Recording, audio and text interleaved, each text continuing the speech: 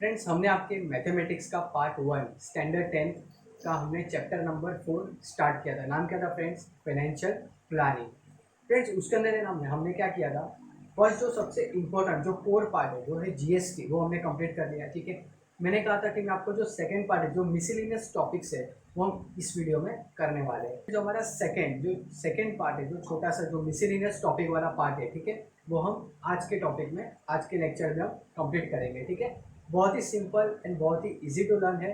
ठीक है, सो ये जीएसटी की तरह उतना कॉम्प्लिकेट नहीं होगा, बहुत ही आसान होगा। ठीक है, ये जिसमें जितने भी टर्म्स मैं आपसे बात करूंगा, जितने भी टर्म मैं आपको एक्सप्लेन करूंगा, वो सारी की सारी टर्म्स आपको ऑलरेडी पता है। ठीक है फ्रेंड्स, आप कहीं ना कहीं एडवर्टाइजमेंट में भी आपने ये टर्म्स सुनी होगी, कहीं ना कहीं आपने मूवीज़ में, बैनर्स और बहुत सारी जगह पे आपने ये चीज़ देखी होगी। ठीक है, सो अब स्टार्ट करते हैं इस टॉपिक को। फर्स्ट आपका जो फ्रेंड्स टॉपिक है वो है शेयर्स। ठीक है, फर्स्ट पॉइंट जो है आपका, उस टॉपिक का नाम है आपका शेयर्स। सो फ्रेंड्स, शेयर्स मतलब क्या? अब मैं नॉर्मल लैंग्वेज में, लेमन लैंग्वेज में बोलूँ, शेयर्स मतलब किसी भी कंपनी के इक्विटी शेयर्स। अगर मुझे उस कंपनी का ओनरशिप चाहिए, ठीक है, सो हम कंपनी का ओनरशिप कैसे ले सकते हैं? In form of share certificate. हम कई बार बोलते हैं कि इस कंपनी के शेयर्स लो। जैसे मैं आपको एक एग्जांपल देता हूँ, जैसे रिलायंस इंडस्ट्रीज है, ठीक है, उसमें मुकेश अंबानी जी के पास कितने शेयर्स है? 51% से ज़्यादा की होल्डिंग उनके पास है। इसका मतलब कि उस रिलायंस इंडस्ट्रीज के मालिक कौन है? मुकेश अंबानी। अगर आपको उस कंपनी के मालिक बनना है तो आपको क्या करना पड़ेगा? उस कंपनी के शेयर्स खरीदने पड़ेंगे। तो ये शेयर्स क्या होते हैं, उसकी टर्म्स क्या होती है, कितने प्राइस पे हम खरीदेंगे, उसकी और भी बहुत सारी टर्मिनोलॉजी होती है, वो हम इस टॉपिक में आगे देखते हैं फ्रेंड्स। ठीक है, चलिए आगे बढ़ते हैं। अब देखो, आपका बुक्स के अंदर जो पॉइंट्स दिया हुआ है मैं रीड करता हूँ, देखना friends. To own a shop in a proprietorship when two or more individual coming together to carry out a business is a partnership form। ये आप सभी को पता है कि दो जन मिलके कोई भी बिजनेस स्टार्ट करते हैं। ठीक है, कई बार हम बोलते हैं पार्टनरशिप में बिजनेस स्टार्ट करना है, बोलते हैं मेरे को एक और बंदा चाहिए, एक इन्वेस्टमेंट करेगा, एक का दिमाग होगा। तो ये पार्टनरशिप में कोई बिजनेस स्टार्ट होता है। आगे देखो, which require the small capital to establish a company, desiring person come together and form a company. Companies be registered under Indian Companies Act 1956। Friends, यहाँ पे अभी भी जो आपके स्टडी मटेरियल है उसके अंदर क्या मेंशन किया है? कंपनीज एक्ट 1956, जबकि अभी जो है 1956 नॉट इफेक्टिवली यूज में आ रहा है। अभी कौन सा यूज आ रहा है आपका? इफेक्टिवली यूज आ रहा है कंपनीज एक्ट 2013 फ्रेंड्स। ठीक है, सो आगे बढ़ता हूँ। Person who form a company are called promoters and the company is called limited company. Companies में भी बेटा, कंपनीज में भी फ्रेंड्स दो टाइप की कंपनी आएगी, एक आपकी प्राइवेट लिमिटेड कंपनी और एक पब्लिक लिमिटेड कंपनी। ठीक है, प्राइवेट कंपनी क्या? जिसमें कोई पब्लिक उसमें पार्टिसिपेट नहीं करेंगे। ठीक है, ओनली प्राइवेट मेंबर्स जो होंगे वही उस कंपनी के शेयर्स खरीदेंगे और उसको रन करेंगे। ठीक है, पब्लिक कंपनी में क्या होगा फ्रेंड्स? पब्लिक कंपनी जैसे जो पब्लिक कंपनी के शेयर्स कोई भी बाई कर सकता है। ठीक है, अब जैसे रिलायंस के शेयर है, अगर मुझे बाई करना है, आपको बाई करना है, आप जाओ स्टॉक मार्केट में, आपको डीमेट अकाउंट ओपन करना है और फिर कंपनी के शेयर वाया ब्रोकर या आप खुद उस शेयर्स बाई कर सकते हो। ये सब कौन सी? ओपन कंपनी है। इस कंपनी जो ये सब लिस्टेड होती है ना रिकॉग्नाइज्ड स्टॉक एक्सचेंज के ऊपर, जिसका ट्रेडिंग आप करते हो, ठीक है, मार्केट में, उस सारे की सारी कंपनी क्या होती है फ्रेंड्स? पब्लिक कंपनी होती है। इसके लिए कोई भी पब्लिक, इसे तो कहा जाता है ना शेयर मार्केट, कोई भी पब्लिक आके, पूरा पब्लिक मार्केट है, पब्लिक जाके उसका शेयर्स खरीद सकती है। लेकिन प्राइवेट कंपनी में ऐसा नहीं है, प्राइवेट कंपनी के शेयर्स आप खरीद नहीं सकते हो फ्रेंड्स। ठीक है, वो प्राइवेटली ओन्ड होती है by some of the individual, they contribute the capital to form a company and they run the company. ठीक है, अब देखो आगे उसने क्या बोला है आपके बुक्स में, the amount required to start a company is called capital. जो भी आपको कंपनी स्टार्ट करने के लिए पैसा चाहिए उसको क्या कहा जाता है? कैपिटल। ठीक है, नाउ सबसे पहला शेयर्स। फ्रेंड्स, शेयर्स होता क्या है? देखो फ्रेंड्स, स्क्रीन के ऊपर एक शेयर सर्टिफिकेट का मैंने आपको एक फॉर्म लगाया है, दिख रहा है आपको? शेयर सर्टिफिकेट का एक छोटा सा मैंने एक फॉर्मेट दिया है। फॉर्मेट वीकेंड से एक मैंने एक डेमो दिया कि कैसा होता है शेयर सर्टिफिकेट। आज के फ्रेंड्स 21st सेंचुरी में किसी को हार्ड कॉपी शेयर सर्टिफिकेट की नहीं मिलती है। सबको क्या होता है? डिजिटलाइज फॉर्म में शेयर्स अलॉट किए जाते हैं। इसके लिए आपको कहा जाता है कि अगर आपको स्टॉक मार्केट में ट्रेड करना है तो आपको क्या करना पड़ेगा फ्रेंड्स? डीमेट अकाउंट ओपन करना पड़ेगा। ठीक है, सो शेयर्स मतलब क्या? एक पर्टिकुलर डॉक्यूमेंट होता है। ठीक है, कोई भी एक सादा सा डॉक्यूमेंट होगा, उसके अंदर लिखा रहेगा कि मिस्टर XYZ ने इतना रुपया दिया है और उन्होंने इतने नंबर ऑफ शेयर कंपनी के बाई किए हैं और अब इस डेट से ये पर्सन कंपनी के इतने पोर्शन के मालिक हो जाते हैं। सपोज एग्जाम्पल, आपने किसी कंपनी, लेट से HDFC बैंक थी, ठीक है, तो HDFC बैंक के जो शेयर्स थे ठीक है, आपने बाई किए, आप सोच रहे हो कि मुझे 10% की होल्डिंग लेनी है, तो आपको कितने 10% के शेयर्स बाई करने पड़ेंगे। ठीक है, शेयर्स कैसे बाई करोगे, स्टॉक मार्केट में जाके फ्रेंड्स। ठीक है, सो अब 10% के आप जब शेयर्स बाई करोगे तो आपके पास कुछ तो प्रूफ होना चाहिए ना। तो कंपनी आपको क्या अलॉट करेगी, शेयर सर्टिफिकेट, कि हमारे कंपनी के 100 में से 10% के शेयर सर्टिफिकेट आपके पास है। ठीक है, तो जो सर्टिफिकेट आपको दिया जाता है डिजिटल फॉर्म में, और हर कॉपी देखो ऊपर वहाँ पे आपको शो हो रही है स्क्रीन में, वो उसे कहाँ कहा जाता है, शेयर्स, कंपनी के शेयर्स। ठीक है, आगे शेयर होल्डर मतलब क्या फ्रेंड्स, तो फ्रेंड्स मैंने आपको बताया शेयर्स क्या होता है। ठीक है, उसका हमने पूरा डिटेल में एनालिसिस किया। आगे फ्रेंड्स आते हैं शेयर होल्डर। फ्रेंड्स जो पर्सन शेयर्स होल्ड करता है किसी भी कंपनी का, उसे क्या कहा जाता है, शेयर होल्डर्स। ठीक है, देखो, a person who own the shares is called the share holder. The share holder is a part owner of the company in the proportion of the number of share which held. मैंने बोला ना, जितना number of shares आप held कर रहे हो उतने ही portion के आप ओनर हो। ठीक है, अगर आपने कंपनी के, रिलायंस कंपनी के खाली 5% शेयर्स लिए और आप बोल रहे हो कि मैं जो डिसीजन लूँगा वही कंपनी मानेगी, वो नहीं होगा फ्रेंड्स, क्योंकि 51% शेयर किसके पास है, अंबानी जी के पास। ठीक है, तो अल्टीमेट उनके ओनर कौन है, अंबानी जी। ठीक है, सो आगे अब आता है फ्रेंड्स स्टॉक एक्सचेंज क्या है। It is a place where buying and selling of shares take place. It is also known as a share market or a stock market. Stock exchange क्या होता है फ्रेंड्स, देखो बुक्स में उन्होंने क्या लिखा है, it is a place where the buying and selling of security taken place. अब देखो कई बार आप कई फ्रेंड्स को जो आपके सर्कल में रहेंगे वो बोलते रहेंगे, और कोई प्रोफेसर्स भी जब आप लेक्चर देते रहेंगे तो कहते रहेंगे कि आज स्टॉक मार्केट डाउन है, आज स्टॉक मार्केट इतने इंडेक्स से बढ़ गया, आज निफ्टी इतने इंडेक्स से, निफ्टी इतने पॉइंट से बढ़ गई है। ठीक है फ्रेंड्स, सो ये स्टॉक मार्केट क्या है, स्टॉक मार्केट क्या है, जिसमें जितनी भी पब्लिक कंपनीज है फ्रेंड्स, वो सारी की सारी आपके स्टॉक एक्सचेंज में रजिस्टर हुई है। ठीक है, रजिस्ट्रेशन क्यों लिए, अभी आपको किसी कंपनी के शेयर्स बाय करने, अगर वो कंपनी फ्रेंड्स स्टॉक एक्सचेंज में लिस्टेड है, उसका नाम आपको स्टॉक एक्सचेंज की लिस्ट ऑफ कंपनीज में दिख रहा है, तो ही आप कंपनी के उस शेयर्स बाय कर सकते हो। फॉर एग्जाम्पल लेट्स से आपको अमूल के शेयर्स बाय करने, ठीक है, अमूल जो कंपनी है, अमूल दूध जो पीता है इंडिया, सो अमूल की जो शेयर्स अगर आपको, अमूल के शेयर्स अगर आपको बाय करने हैं, तो फ्रेंड्स अमूल की जो कंपनी का नाम है पूरा, वो आपको देखना है कि स्टॉक मार्केट में है या नहीं। अगर है तो आप तुरंत जाके स्टॉक मार्केट में जाके वो शेयर्स बाय कर सकते हो। सो स्टॉक एक्सचेंज क्या होता है friends, it is a place where you can buy or sell what, the shares of a company. Shares कौन सा, मैंने आपको फर्स्ट जो मीनिंग में बताया, जो शेयर्स आपने कंपनी के बाय किए उसे सोल्ड करना है या आपको किसी और कंपनी के शेयर्स खरीदने हैं, तो आप कहाँ जाओगे, स्टॉक मार्केट में। स्टॉक एक्सचेंज एक समझ लो लाइक फ्रेंड्स एक मार्केट है जहाँ पे आप कंपनीज के shares cell bye or cell कर सकते हो फ्रेंड्स। आगे देखो, अब आती है फेस वैल्यू क्या है। फेस वैल्यू फ्रेंड्स मैं आपको बताता हूँ फेस वैल्यू क्या, बहुत इंपॉर्टेंट टर्म है फ्रेंड्स, ध्यान रखना क्योंकि आगे इसके ऊपर थोड़े बहुत टर्मिनोलॉजी और क्वेश्चन आएंगे। ठीक है, ध्यान देना फ्रेंड्स। फेस वैल्यू मतलब फॉर एग्जाम्पल ये देखो, 10 रुपये की नोट है, 10 रुपीज़ की, उसके ऊपर फेस वैल्यू कितनी लिखी है, 10 रुपीज़ लिखी है। अगर आप ये किसी शॉप में दोगे तो ये आपकी कितनी वर्थ की वैल्यू देगा, वो आपको 10 रुपीज़ में जितनी भी चीज़ें आती है वही आपको देगा, 100 रुपये की चीज़ तो देगा नहीं। सही बात है फ्रेंड्स, यस। सो शेयर सर्टिफिकेट में भी फ्रेंड्स, शेयर सर्टिफिकेट में भी फेस वैल्यू लिखा होता है कि ये शेयर सर्टिफिकेट की फेस वैल्यू ₹10 है, जो भी उस शेयर सर्टिफिकेट में लिखा रहेगा। देखो यहाँ शेयर सर्टिफिकेट आता है, उसके देखो फेस वैल्यू मैंने सर्कल किया है, फेस वैल्यू देखो वहाँ पे कितना लिख रहा है फेस वैल्यू, हाँ। सो ये 10, 15, 20 अकॉर्डिंग टू द रूल्स उसके फेस वैल्यू डिसाइड की जाती है फ्रेंड्स। ठीक है, एक और चीज़ ध्यान रखना फ्रेंड्स, मार्केट वैल्यू और फेस वैल्यू दोनों अलग अलग है। ठीक है, आपको अगर शेयर्स कंपनी के बाय करने हैं तो आपको फेस वैल्यू के हिसाब से नहीं पे करना है, आपको मार्केट वैल्यू के हिसाब से कंपनी के शेयर्स खरीदने होंगे। ठीक है, सो आपके बुक्स में देखो, आ जाओ बुक्स में, फेस वैल्यू आपकी बुक्स में देखो। So in your material they given that face value, the value printed on the share certificate is called the face value, it is also called the nominal value of the shares. क्या कहते हैं, nominal value of shares. Next terminology market value. ठीक है, next terminology क्या है आपका friends, market value, price at which the shares are sold and purchase in the stock market. इधर stock market, stock exchange, उसे क्या कहा जाता है फ्रेंड्स, मार्केट वैल्यू। ठीक है, देखो वहाँ पे एक एग्जाम्पल दिया है, in the live share market the market value change frequently. हम कहते हैं ना यार, सुबह मैंने कोई शेयर्स का भाव देखा था, फॉर एग्जांपल सुबह मैंने एमआरएफ का प्राइस देखा था शेयर्स का 65,000 था, अब मैं जब देख रहा हूँ तो यार प्राइस 78,000 हो गया। सो ये मार्केट वैल्यू कंस्टेंटली फ्लक्चुएट होती रहती है, ठीक है। आपके स्टॉक मार्केट में कंस्टेंटली क्या होती है, फ्लक्चुएट होती रहती है, ठीक है।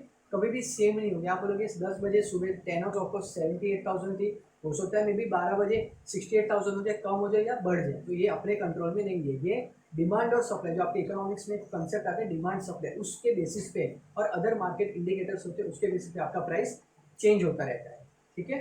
सो अब तक मैंने आपको कितने कंसेप्ट करवा दिए फ्रेंड्स, यहाँ पे ध्यान दो। अब तक एक बार रिवाइज करवा देता हूँ आपको, ठीक है। हमने स्टार्ट किया आपका पहला शेयर। शेयर्स क्या होता है, कोई भी कंपनी के हमें कोई पोर्शन बाय करना है तो हम कैसे बाय करेंगे उस पोर्शन को, by way of share certificate, ठीक है। उस शेयर सर्टिफिकेट का कहा जाता है, क्या कहा जाता है, उस शेयर सर्टिफिकेट को क्या कहा जाता है, शेयर्स, ठीक है। उसके बाद हमने क्या पढ़ा फ्रेंड्स, क्या शेयर होल्डर का मतलब क्या, शेयर होल्डर मतलब क्या, जो पर्सन उस शेयर सर्टिफिकेट को होल्ड कर रहा है उसे शेयर होल्डर कहा जाता है फ्रेंड्स। उसके बाद next stock exchange. Stock exchange मैंने बताया the place where you can buy or sell your securities. Face value nominal value of the shares. Market value the price at which you actually buy and sell your security in the market, ठीक है friends.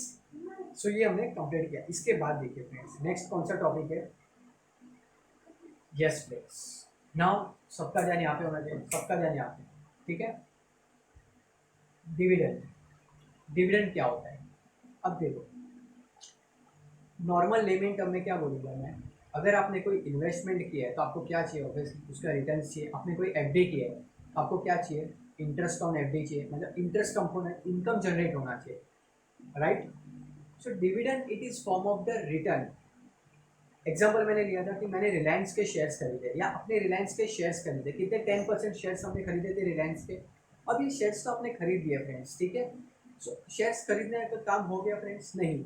अगर आप उसे long term रख रहे हो as a investment purpose कि नहीं मुझे लॉन्ग टर्म रखना है, तो कंपनी आपको क्या देती है फ्रेंड्स, हर साल डिविडेंड देती है। डिविडेंड मतलब इन शॉर्ट में आपको बताऊँ लेमन लैंग्वेज में, कंपनी क्या बोलेगी कि आपने हमारी कंपनी में फेथ करके, भरोसा करके आपने हमारी कंपनी में इन्वेस्ट किया, आपने हमारी कंपनी के शेयर्स खरीदे, सो हम आपको क्या देंगे, डिविडेंड देंगे। Dividend in form of profit, जो भी कंपनी को प्रॉफिट होता है उस प्रॉफिट को बांटा जाता है, सारे शेयर सर्टिफिकेट उस प्रॉफिट को बांटा जाता है। इसमें जितने भी शेयर होल्डर्स है उनमें वो प्रॉफिट बांटा जाता है, ठीक है फ्रेंड्स। सो इसको मैं आपके टर्म के हिसाब से पढ़ता हूँ, क्या दिया गया आपके बुक्स में, देखो the part of annual profit of a company which is distributed per share among the share holder is called the dividend. मतलब आपका जो प्रॉफिट होगा ना फ्रेंड्स, सॉरी कंपनी का जो प्रॉफिट होगा फ्रेंड्स, कंपनी का जो प्रॉफिट उसे टुकड़े किए जाएंगे, उसे डिवाइड किया जाएगा, डिस्ट्रीब्यूट किया जाएगा in form of number of share, number of share held, number of share held by the each share holder. For example आपने कितने शेयर्स लिए, कंपनी के 1 लाख शेयर्स लिए, तो 1 लाख शेयर से उसकी फेस वैल्यू कितनी है फ्रेंड्स, 10 रुपीज़ है, तो इतना कितना हुआ 10 लैक्स हो गया। उसके ऊपर आपको डिविडेंड परसेंटेज करके कैलकुलेट करके दिया जाएगा। अब आप बोलोगे सर डिविडेंड मार्केट वैल्यू पे नहीं होता है, नहीं फ्रेंड्स, ऑलवेज डिविडेंड का जो कैलकुलेशन होगा वो आपके number of shares multiply by face value, जो नॉमिनल वैल्यू है उसको डिविडेंड के फॉर्म में लिया जाता है, ठीक है। आगे if company is performing well then the value of share capital increase, hence the price of share goes up, as a result company give good dividend for a shareholder the dividend। ये जो income आएगी friends, देखो मैंने क्या बोला, इसकी जितनी भी डिविडेंड इनकम है ना फ्रेंड्स, डिविडेंड इनकम वो आपके हाथ में टैक्स फ्री है। और भी डिटेल है कि थोड़ी बहुत उसके एक लिमिट्स होती है, उतने ही लिमिट तक ये डिविडेंड इनकम टैक्स फ्री होती है, उसके बाद उसके ऊपर टैक्स लगता है, लेकिन वो भी आपके सिलेबस में नहीं है। सो आप इतना ही समझो कि डिविडेंड इनकम आपके लिए टैक्स फ्री, उस पर आपको कोई भी टैक्स पे नहीं करना है फ्रेंड्स, ठीक है। नाउ फ्रेंड्स इसके बाद एक इसके ही रिलेटेड एक बहुत इंपॉर्टेंट कंसेप्ट है, ठीक है। सबका ध्यान यहाँ पे, ठीक है, चलो सबका ध्यान, सबका ध्यान यहाँ पे, इधर इधर सब इधर। Comparison of market value and face value friends, कैसे कंपेरिजन हो, ध्यान देना, comparison of face value and market value, comparison of face value and market value, ठीक है फ्रेंड्स। सो ध्यान देना कि अगर फ्रेंड्स ये मैं क्यों बता रहा हूँ आपको, comparison of face value versus market value, इसके ऊपर डिसाइड होता है फ्रेंड्स कि आपने जो शेयर्स खरीदा है वो प्रीमियम पे खरीदा है, डिस्काउंट में खरीदा है या एट अ पार खरीदा है। ध्यान से सुनना फ्रेंड्स, अब देखो कोई भी शेयर्स है, ठीक है, ध्यान देना फ्रेंड्स, कोई भी शेयर्स है जिसकी मार्केट वैल्यू, मेरे वर्ड्स पे ध्यान देना फ्रेंड्स, जिसकी मार्केट वैल्यू 100 रुपीज़ है, ठीक है, मार्केट वैल्यू कितनी है 100 रुपीज़, और उसकी फेस वैल्यू कितनी है 10 रुपीज़, तो आपने कितना रुपीज़ एक्स्ट्रा दिया? कंपनी को देना चाहिए था 10, लेकिन मार्केट वैल्यू के हिसाब से आपको शेयर्स खरीदने हैं, तो आपने 100 रुपीज़ कंपनी को दिया, कितना रुपीज़ एक्सेस दिया? 90 रुपीज़ एक्सेस दिया। ये 90 रुपीज़ क्या है? प्रीमियम। सिर्फ प्रीमियम क्या होता है फ्रेंड्स, ठीक है, सो प्रीमियम क्या होता है friends? Over and above your face value. Face value 10 रुपया है, मार्केट वैल्यू उसका 100 रुपीज़ है। फेस वैल्यू 10, मार्केट वैल्यू 100, आपने कितना एक्सेस पे किया? 90 रुपीज़। ये 90 रुपीज़ क्या है फ्रेंड्स? प्रीमियम, ठीक है। रिवर्स एग्जाम्पल, आपका फेस वैल्यू कितना है? फेस वैल्यू 10 रुपीज़ है, और आपका मार्केट वैल्यू जो चल रहा था वो 8 रुपीज़ हो गया। होता है ना फ्रेंड्स, कई बार मार्केट क्रैश हो जाता है, बहुत बार होता है। एग्जाम्पल लेता हूँ मैं, येस बैंक एक एग्जाम्पल है, ठीक है, एग्जाम्पल में दे रहा हूँ मैं येस बैंक का एग्जाम्पल, कि फेस वैल्यू कंपनी के जो शेयर्स उसकी फेस वैल्यू लेट से 100 रुपीज़ है फेस वैल्यू, मार्केट प्राइस उसका कितना हो गया? 40 रुपीज़। शेयर्स कितने में मिल रहे हैं मार्केट में? 40 rupees. Actual face value 100, market price 40। अभी आप अगर कंपनी के शेयर्स स्टॉक मार्केट में खरीदने जा रहे हो फ्रेंड्स, कितना पे करोगे आप? 40 रुपीज़, क्योंकि मार्केट वैल्यू के हिसाब से हम बाई और सेल करते हैं, ठीक है। सो आपने कितना कम पे किया? 60 रुपीज़ कम पे किया। ये इसका क्या मतलब हुआ? आपने डिस्काउंट पे शेयर खरीदा है। क्या हुआ? डिस्काउंट पे। दूसरा एग्जाम्पल, ठीक है, तीसरा एग्जाम्पल, 100 के शेयर से HDFC बैंक के मार्केट फेयर है, उसका जो मार्केट वैल्यू है वो भी कितना है? 100 रुपीज़ है। 100 के शेयर 100 में खरीदे, क्या हो गया? पार पे खरीदा। नो प्रीमियम, नो डिस्काउंट, पार, जितने के थे उतने में खरीदा आपने, ठीक है। आपको अगर मैं लेमन लैंग्वेज में बताऊँ, कोई भी चीज़ अगर आपने खरीदी है फ्रेंड्स, ठीक है, खरीदी है, अगर आप उसमें प्रॉफिट ऐड करके दे रहे हो, मतलब आपने प्रॉफिट ऐड किया, उसे प्रीमियम कहेंगे। अगर वो चीज़ आपकी बिक नहीं रही है तो आपने क्या बोला? भले नुकसान हो, इसको बेच दो, डिस्काउंट, मतलब 2 रुपया कम में बेचो, तो जो 2 रुपया कम में बेचो उसे हम कहेंगे डिस्काउंट में बेचना, ठीक है फ्रेंड्स। सो बस ये सिंपल सा फॉर्मूला है, ठीक है। अब देखो, सो एक बार रिवाइज करा दूँ मैं आपको, comparison between face value and market value, ध्यान से सुनना। फर्स्ट केस फेस वैल्यू कितना है? 10 रुपया, मार्केट वैल्यू 100 रुपीज़, कितना एक्सेस पे किया? 90 रुपीज़ आपने एक्सेस पे किया, उसे क्या कहेंगे फ्रेंड्स? कि आपने शेयर्स प्रीमियम पे खरीदे। सेकेंड केस, फेस वैल्यू कितना है? 100 रुपीज़, मार्केट वैल्यू 40 रुपीज़, कितना कम पे किया? 60 रुपीज़, इसे क्या कहेंगे? आपने शेयर्स कितने में कैसे बाई किया? डिस्काउंट में बाई किया, ठीक है। तीसरा एग्जाम्पल, कंपनी के शेयर्स की जो वैल्यू है वो कितनी है? 100, मार्केट वैल्यू कितनी है? 100, कितने में? आपको इसका मतलब क्या? आपने पार में बाई किया, ठीक है फ्रेंड्स। 100 के शेयर्स 100 में बाई किया, इट्स पार, ठीक है। No discount, no premium. आगे बढ़ते फ्रेंड्स, इसमें एक और पॉइंट है वो मैं आपको बताना चाहूँगा कि सर, अगर समझो दो कंपनी के शेयर्स हमें बाई कर रहे हैं, दोनों का फेस वैल्यू, एग्जांपल से फेस वैल्यू और मार्केट वैल्यू सब सेम है। एग्जांपल HDFC के शेयर से और ICICI के शेयर से, ठीक है। आप, मैं गया स्टॉक मार्केट में, आप गए स्टॉक मार्केट में, आप कंफ्यूज हो गए कि सर दोनों का मार्केट वैल्यू सेम, ये भी 1000 में मिल रहा है, ये भी 1000 में मिल रहा है, तो मैं कौन सा बाय करूँ? फ्रेंड्स, इस केस में आपको देखना है कि कौन सी कंपनी सबसे ज़्यादा डिविडेंड दे रही है। समझो HDFC दे रही है आपको 8% डिविडेंड, ठीक है फ्रेंड्स, और ICICI आपको दे रही है कितना? 20% डिविडेंड, ठीक है। सो आप कौन सा इन्वेस्ट करोगे? जहाँ पे रिटर्न ज़्यादा मिल रहा है आप कौन सा बाय करोगे? ICICI के शेयर्स, ठीक है। ये आपके टेक्स्ट बुक में एक छोटा सा कंसेप्ट लिखा हुआ था कि अगर दोनों की वैल्यू सेम है, सो कौन सा investment is better? So investment, so the company which provide higher dividend, you should invest in that company friends, ठीक है। चलो आगे बढ़ते हैं। हम बाद पूरा शेयर्स की जितना भी हमने अब तक पढ़ा, शेयर्स के बाद अब हम थोड़ा आगे बढ़ते हैं। अब आता है point brokerage and taxes on share trading. Brokerage and taxes on share trading क्या है सर? देखिए फ्रेंड्स, ब्रोकरेज मतलब क्या? अब आपको पहले मैं एक एग्जांपल देता हूँ। मुझे एक सबसे 3 BHK का फ्लैट्स खरीदना है बोरीवली में, ठीक है, और मुझे कुछ पता नहीं वहाँ की प्रॉपर्टी, कहाँ मुझे फ्लैट लेना चाहिए, कहाँ कौन सी रेजिडेंशियल एरिया सबसे बेस्ट है। सो मैं गया वहाँ पे स्टेट एजेंट के पास, मैंने उससे एक पास से क्या खरीदा? उसके पास से मैंने एक फ्लैट खरीदा, उसने मुझे बहुत ही बढ़िया फ्लैट दिखाया। सराउंडिंग क्या था? थिएटर, हॉस्पिटल और ऑल दी असेंशियल जो भी अम्यूनिटीज़ होती है वो वहाँ पे सराउंडिंग में थी। सो जैसे ही मैंने उससे फ्लैट खरीदा ना, तो मैंने ओनर को फ्लैट का पैसा दिया और मैं निकल रहा था। उसने बोला, जो ब्रोकरेज था ना फ्रेंड्स, उसने बोला सर इधर आओ। बोला क्या हुआ? सर आपने मेरी क्या ली? सर्विस ली है, ब्रोकरेज की, एज ए स्टेट एजेंट की सर्विस ली है, ठीक है। आपको मुझे आपका जितना भी परचेज प्राइस है उसका सर्टेन पोर्शन जिस इन टर्म्स ऑफ ब्रोकरेज मुझे देना पड़ेगा, ठीक है। ब्रोकरेज मतलब यहाँ पे फ्रेंड्स मुझे देखो, यहाँ पे ध्यान दो, मुझे बोरीवली के बारे में कुछ पता नहीं था कि कौन सा रेजिडेंशियल एरिया बेस्ट है कि मैं वहाँ पे प्रॉपर्टी बाई कर सकूँ, ठीक है। तो मैंने किसकी हेल्प ली, एक रियल एस्टेट की हेल्प ली, एजेंट जा। तो मैंने रियल एस्टेट एजेंट की हेल्प ली, ठीक है। उसने मुझे फ्लैट दिखाया, मैंने बाई किया और मैंने उसको क्या दिया उसके बदले में, ब्रोकरेज कमीशन दिया, ठीक है।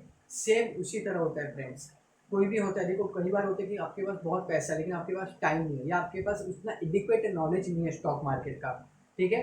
उस केस में क्या होगा फ्रेंड्स, तो इसके बारे में समझो कोई एडिक्वेट नॉलेज नहीं कि मुझे कितने शेयर्स कौन से कंपनी के कौन से टाइम पे बाई करनी चाहिए, कब सेल करना चाहिए ताकि मुझे लॉस ना हो। इस केस में क्या होता है फ्रेंड्स, मेनी ऑफ टाइम लोग क्या करते हैं, एक ब्रोकरेज कंपनी जैसे अभी एंजल ब्रोकिंग है, ज़रूरा है, इस कंपनी को वो लोग अपना अकाउंट हैंडल करने देते थे, ठीक है।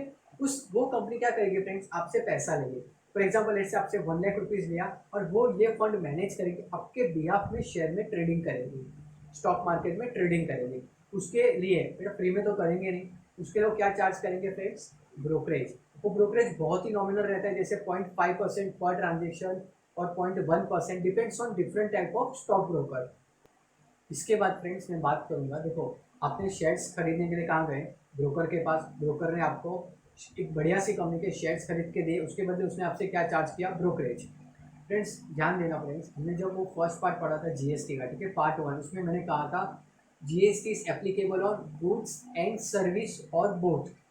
तो ये ब्रोकरेज है, ये क्या है फ्रेंड्स, एक सर्विस दे रहा है वो आपको, प्रोफेशनल सर्विस, ठीक है। उसको एडिक्वेट नॉलेज है स्टॉक मार्केट में, उस बेसिस पे वो आपको बता रहे हैं कि आपको इस कंपनी के शेयर्स खरीदने चाहिए, तो ये सर्विस प्रोवाइड कर रहे हैं ब्रोकर, ठीक है।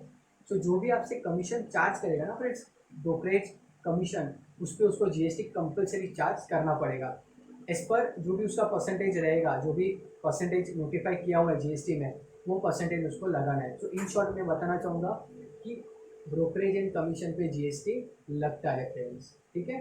चलिए आगे बढ़ते हैं।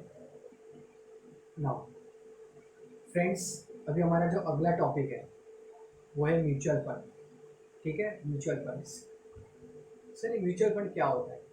अगर आपको शेयर्स का पूरा नॉलेज आ गया, मैंने जो इसके पहले पढ़ा है शेयर्स के बारे में, एडिक्वेट नॉलेज आपको आ गया है, ठीक है। शेयर्स क्या होता है, कैसे बाय होता है, उसका कैसे परफॉर्मेंस होता है, कैसे हम उसे बाय सेल करेंगे, क्या टर्म्स होते हैं ब्रोकरेज, ये सब अभी आपको पता चल गया, ठीक है फ्रेंड्स। अब मैं आपको इसी के रिलेटेड एक टॉपिक है म्यूचुअल फंड। म्यूचुअल फंड क्या है फ्रेंड्स, देखो सबसे पहली बात, म्यूचुअल फंड जब भी आप एडवर्टाइजमेंट देखते हो क्या आता है, mutual fund is subject to market risk. वो पहले ही बता देती कि मार्केट रिस्क, क्यों सर मार्केट रिस्क बता दें, क्योंकि फ्रेंड्स म्यूचुअल फंड में जितना आप इन्वेस्ट करते हो ना फ्रेंड्स, जिसमें आप म्यूचुअल फंड में इन्वेस्ट कर रहे हो, वो म्यूचुअल फंड जो जिसका म्यूचुअल फंड है फ्रेंड्स, वो ये पैसा स्टॉक मार्केट में लगाते हैं, ठीक है फ्रेंड्स। मैं आपको एक एग्जांपल देता हूँ तो आप ये कंसेप्ट 2 मिनट में समझ जाओगे, ठीक है। ध्यान देना सब, यहाँ पे ध्यान दो। सो फ्रेंड्स आपने 3 इडियट मूवी देखी रहेगी, ठीक है। मैं एक एग्जांपल मूवी से थोड़ा लिंक करके आपको मैं बताता हूँ, ठीक है। आप कभी नहीं भूलोगे इस एग्जाम्पल को। आपने 3 idiot movie, I think, I hope इस सबने ही देखी है मूवी, ठीक है, इतनी बेस्ट मूवी थी। सो फ्रेंड्स 3 इडियट में 2 कैरेक्टर थे, एक आमिर खान और एक कौन था, चतुर लिंगम, ठीक है, जो पढ़ता ही रहता था बुक्स लेके। उसने क्या किया, उन सारे फ्रेंड्स को चैलेंज दिया कि इस डेट को 3 साल बाद हम सब इसी जगह पे आके मिलेंगे फ्रेंड्स, ठीक है। सो ये एग्जांपल रखते हैं, मिस्टर ए और मिस्टर बी है, ठीक है। उनको एक चैलेंज मिला, चतुर ने चैलेंज दिया कि आपको 3 साल के बाद यहाँ पे इसी जगह पे मुझे आके मिलना है, और दोनों को क्या दिया, 1 लाख रुपीज़ उनको दे दिए।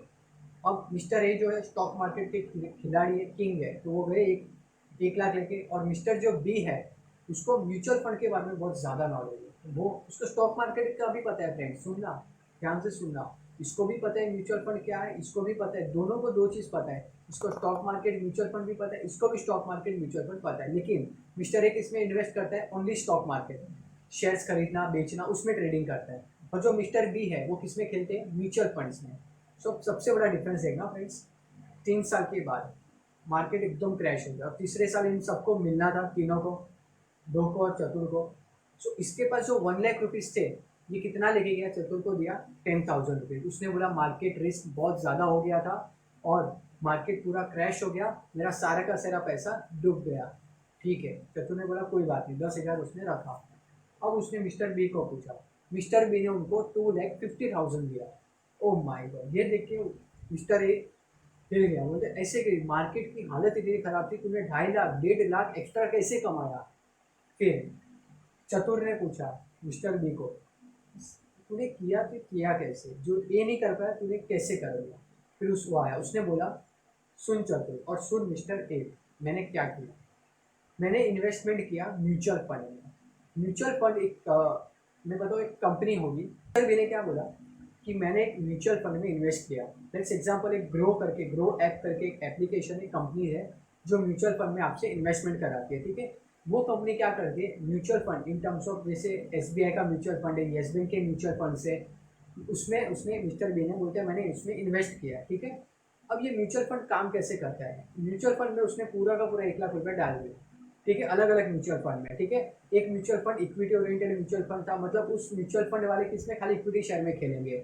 उसमें थोड़े बहुत पैसे किसमें, डिबेंचर म्यूचुअल फंड आते हैं। उसके बाद नॉन रिस्क जो बॉन्ड्स आते हैं उसके एक म्यूचुअल फंड की यूनिट अलग होती है जिसमें रिटर्न हाई होते हैं, रिस्क जीरो होता है, ठीक है, मॉडरेट रिटर्न किया जाता है, ठीक है। अलग अलग म्यूचुअल फंड होते हैं। तो उसने पैसे को अलग अलग शेप में डिवाइड किया कि अगर एक मार्केट डाउन होता है तो दूसरा मार्केट अप जाएगा और तीसरा मार्केट भी अप जाएगा, तो साइमल्टेनियसली तीनों मार्केट साथ में कभी फॉल नहीं होंगे, फिर से ध्यान रखना, ठीक है ना।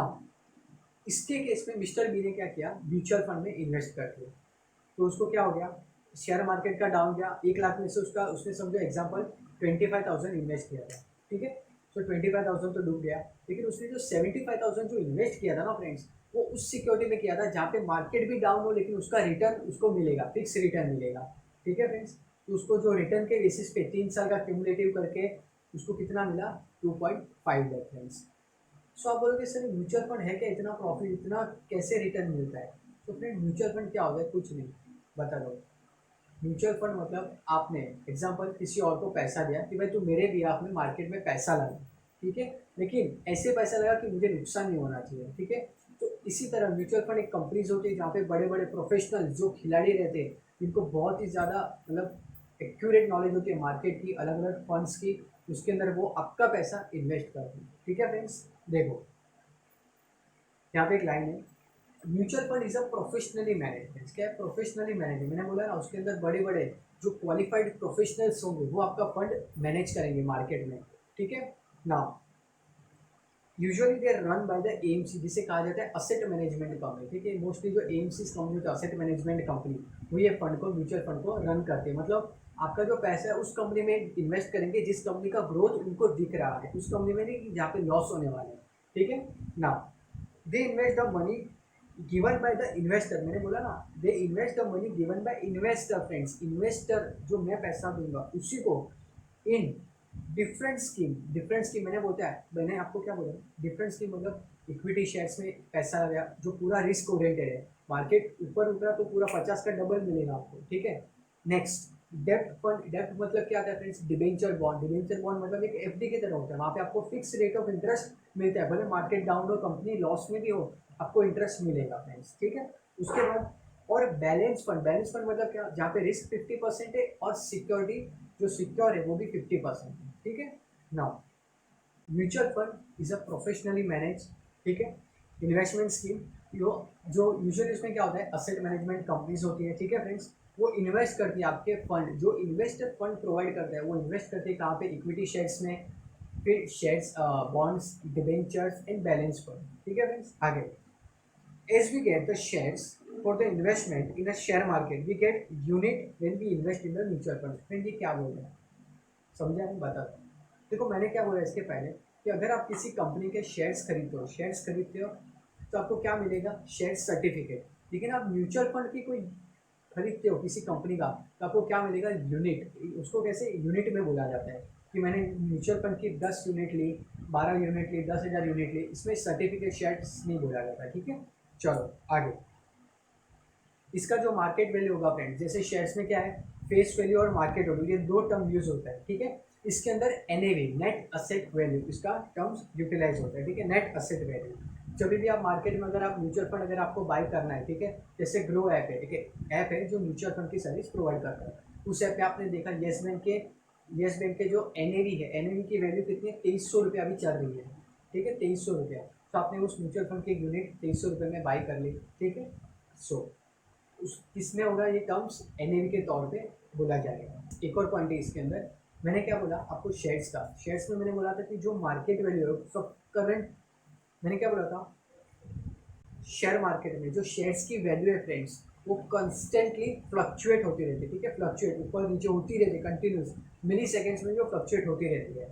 सेम उसी तरह फ्रेंड्स जो म्यूचुअल फंड की एनएवी है, नेट असेट वैल्यू, वो भी ऊपर नीचे होती रहती है। आप देखोगे सुबह येस बैंक की जो म्यूचुअल फंड की यूनिट्स थी वो 100 रुपये में मिल रही थी, अब देख रहा हूँ तो 200 रुपया हो गया, अब देख रहा हूँ तो 300 हो गया। तो ये सेम शेयर मार्केट की तरह काम करते हैं, फ्लक्चुएट होते रहते हैं, ठीक है फ्रेंड्स। आगे उसके बाद देखो SIP, सिस्टमेटिक इन्वेस्टमेंट प्लान, ये क्या है sir.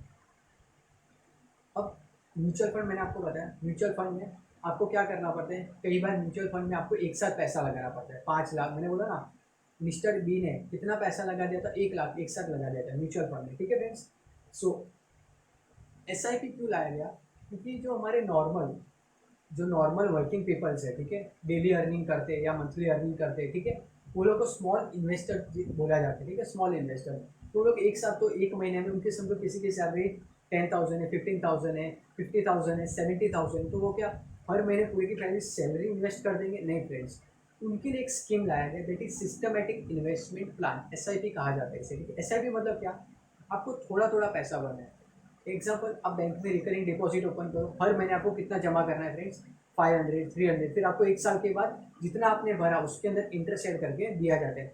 Same as it is है फ्रेंड्स SIP मतलब अगर आप म्यूचुअल फंड, आपने कोई फंड देगा, 10 लाख का फंड है, आपको उसमें इन्वेस्ट करना है, तो आपको क्या करना है, हर महीने 500 रुपये की स्कीम आती है, 200, 300 की स्कीम्स होती है SIP की, हर महीने आपकी जो बैंक अकाउंट में से इतना अमाउंट डिडक्ट होते जाएगा। कितने साल के लिए, अब वहाँ पे आपको ईयर सिलेक्ट करना है कि 5 साल के लिए मुझे एवरी मंथ 500 का SIP करना है। 5 साल में आपका कैलकुलेट होगा कितना जमा हुआ है पैसा, उसमें फ्रेंड्स आपका इंटरेस्ट ऐड होते जाएगा, ठीक है। 5 साल के बाद समझो एग्जाम्पल आपने 500 करके, एग्जाम्पल आपने 2 लाख रुपए जमा किए म्यूचुअल फंड में, 5 ईयर के बाद आपको उसका कितना मिल जाएगा, 3.5 या 4 लाख रुपए। क्यों, उसके अंदर इंटरेस्ट ऐड होता है, इंटरेस्ट के ऊपर इंटरेस्ट आपको क्यूमुलेट होता जाता है, क्यूमुलेटिव फैक्टर काम करता है उस पर, ठीक है फ्रेंड्स।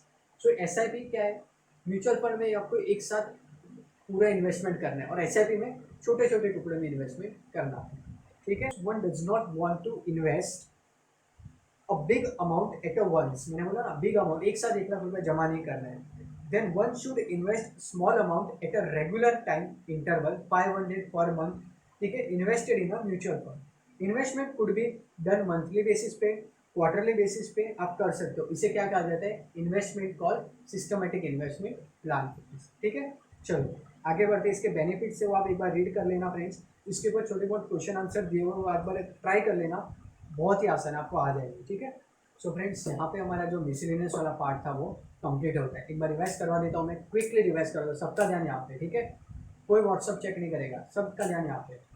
सबसे पहले हमने क्या पढ़ा, शेयर्स। शेयर्स क्या होता है, कोई भी कंपनी के अगर आपको कोई भी पार्ट ओनरशिप खरीदने का, आपको क्या खरीदना पड़ेगा, उस कंपनी के शेयर्स खरीदने पड़ेंगे फ्रेंड्स, ठीक है। शेयर्स के बाद हमने क्या देखा, शेयर सर्टिफिकेट, जो भी सर्टिफिकेट आपको मिलेगा एक्नॉलेजमेंट, उसे शेयर सर्टिफिकेट कहा जाता है फ्रेंड्स, ठीक है। शेयर होल्डर, शेयर होल्डर मतलब the person who are holding the share certificate, it is a called share holder. उसके बाद फ्रेंड्स मैंने क्या बोला आपको, स्टॉक मार्केट, स्टॉक एक्सचेंज क्या होता है, the place where you can buy or sell your securities. Next friends फटाफट क्विक, स्टॉक एक्सचेंज के बाद face value, comparison between face value and market value, मैंने बताया premium, discount and at a par. उसके बाद हमने क्या देखा friends, brokerage, taxes on brokerage and commission, GST उसके ऊपर लगता है, यस फ्रेंड GST उसके ऊपर लगता है। उसके बाद हमने क्या किया फ्रेंड्स, एक छोटा सा कंसेप्ट पढ़ा कि अगर दो कंपनी के शेयर्स की वैल्यू एज इट इज है, सेम टू सेम, तो आपको इन्वेस्ट किस में करना है, जो कंपनी आपको सबसे ज़्यादा डिविडेंड दे रही है, ठीक है। उसके बाद हमने स्टार्ट किया फ्रेंड्स आपका म्यूचुअल फंड।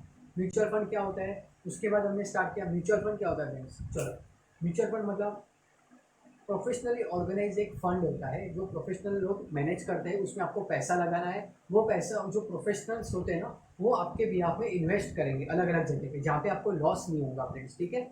सो उसके बाद हमने क्या देखा friends, SIP systematic investment plan. Mutual fund में आपको एक साथ अमाउंट इन्वेस्ट करना पड़ता है, SIP में आपको छोटे छोटे टुकड़े में इन्वेस्ट करना पड़ता है, ठीक है। यहाँ पे आपका जो मिसलिनियस वाला पार्ट था, छोटा वाला पार्ट, वो कंप्लीट होता है। तो फ्रेंड्स आप ये पूरे चैप्टर को एक बार, ये दोनों वीडियो जो मेरे पार्ट 1 है और पार्ट 2 दोनों को एक बार कंबाइन करके एक बार देख लीजिए आराम से, फिर इस बुक आपको ये मटेरियल आपको आपकी PDF फाइल में भी आपको मिल जाएगा। बालभारती.com करके एक साइट है, गवर्नमेंट की है। वहाँ पे आपको 10th स्टैंडर्ड की ये बुक्स है मैथमेटिक्स की, वो आपको मिल जाएगी आसानी से। डाउनलोड कीजिए मोबाइल में, PDF में उसको पूरा देखिए, और उसके अंदर फ्रेंड्स क्वेश्चन आंसर है, प्रैक्टिस सेट दिए गए, वो एक बार आप ट्राई कीजिए, ठीक है। बहुत ही सिंपल है, जो मैंने पढ़ा है उसी बेसिस पे इस पूरे छोटे छोटे जो उन्होंने प्रैक्टिस सम दिए हुए हैं, ठीक है। कोई भी इशू आता है तो आप मुझे बताइए, ठीक है फ्रेंड्स, ठीक है। तब तक के लिए जय हिंद।